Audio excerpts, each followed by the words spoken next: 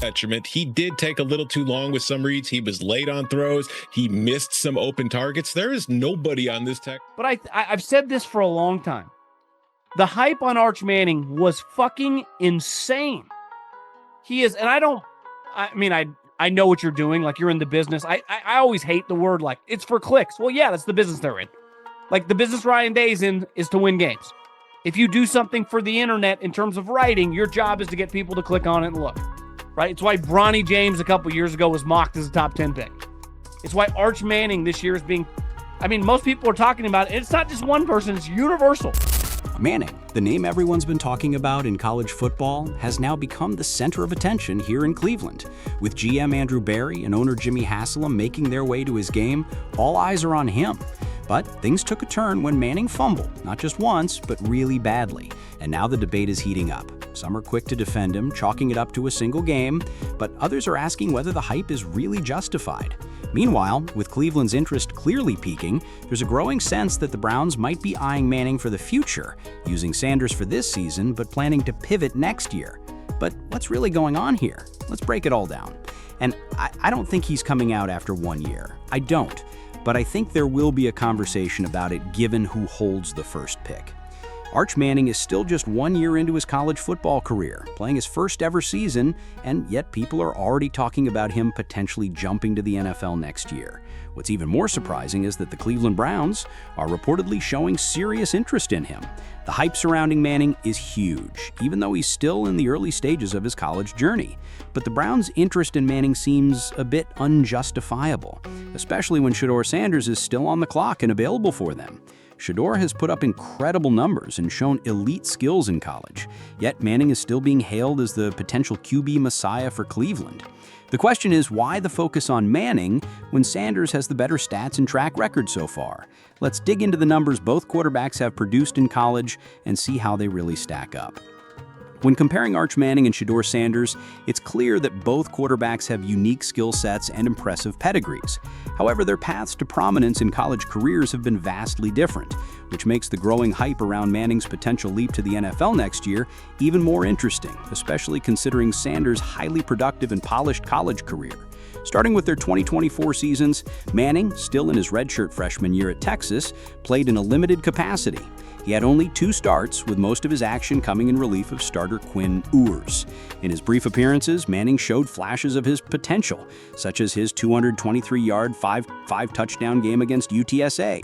His overall numbers from 2024, 63 completions on 95 attempts for 696 yards, 9 touchdowns, and just 2 interceptions. Look solid, but they came on a very limited sample size. Manning's dual-threat ability was also on display with 115 rushing yards and 4 rushing touchdowns, including a 67-yard touchdown run that showcased his athleticism. His most significant struggle came in a full start against ULM, where he posted a less than impressive line, throwing for 258 yards, but with 2 touchdowns and 2 interceptions. In contrast, Sanders had a full season as the starter for the Colorado Buffaloes, and his numbers reflect that.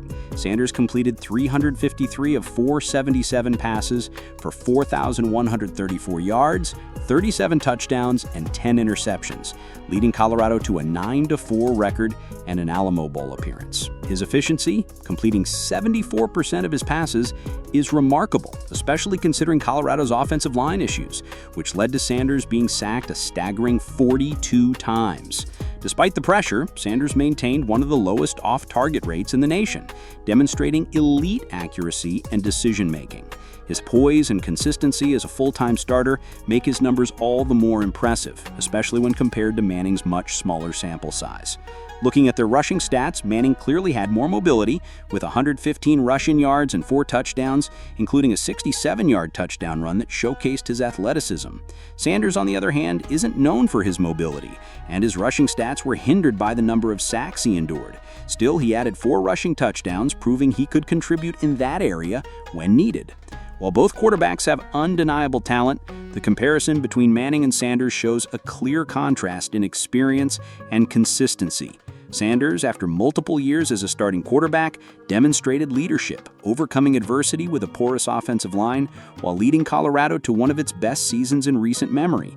Manning, on the other hand, has yet to play a full season and remains in the early stages of his development, with his debut game in 2025 against Ohio State highlighting some of the struggles he faces, such as accuracy issues and poor decision-making under pressure. Despite Sanders' proven track record, the hype surrounding Manning is undeniable.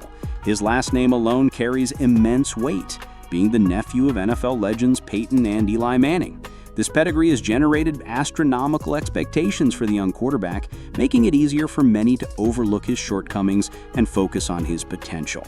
Meanwhile, Sanders, despite having arguably a better college career, faced more scrutiny, especially regarding his decision-making under pressure and the high number of sacks he took. In terms of their future, Manning's 2025 season is crucial. If he can prove himself in the tough SEC, where Texas faces schools like Florida, Oklahoma, and Georgia, he could solidify his position as one of the top prospects for the 2026 NFL Draft. On the other hand, Sanders, now with the Cleveland Browns, will likely be a backup in his rookie year, but his college performance has set the stage for a potential day-one start down the road. With Sanders' polished playmaking ability and Manning's raw potential, the conversation around who the Browns should bet on for the future will continue to evolve as their careers unfold. I've said this for a long time.